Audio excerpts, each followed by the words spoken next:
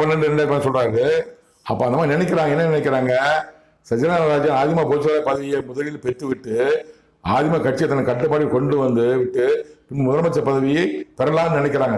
திட்டம் போடுறாங்க. இது கடவுள் தெரியும். நம்ம திட்டம் என்ன? முதலமைச்சர் பதவி தான் எடுத்து நான் கைப்பற்ற முடியாது. முதல்ல கொஞ்சமா ஆதிமா கட்சியை கொண்டு வந்துருவோம். ஆதிமா பொதுச்செயலாளர் பதவியை நமக்குள்ள கொண்டு வந்து பொதுச்செயலாளர் ஆகிட்டு அப்புறம் முதலமைச்சர் திட்டம் போடுறாங்க. இது கடவுள் தெரியும். ஏன்னா மனிதனோ முகத்தை பார்ப்பான், தேவனோ அவன் இருதயத்தை பார்க்கிறார்.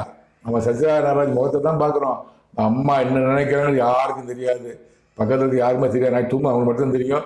கணவன் சொல்லலாம், இல்லை டிடிவி தினகரன் சொல்லலாம், யாரும் முக்கியமாக சொல்லலாம். அம்மா நினைக்கிறது கடவுள் பார்க்குறாரு. அவர் இருதயத்தை பார்க்குறாரு என்ன சொன்னாரு. பார்த்த கடவுள் நினைச்சிட்டாரு. நம்ம பொதுச்செயலாளர் பதவி கொடுத்தோம்னா அதை வச்சுக்கிட்டு முதலமைச்சர் ஆசைப்படுறாங்க. அவங்க அப்படியே நம்ம திரும்ப எப்போ அவங்க என்ன செய்வாங்கன்னு தெரியும். கடவுள் தெரியும். இப்போ என்ன சொல்றாருன்னா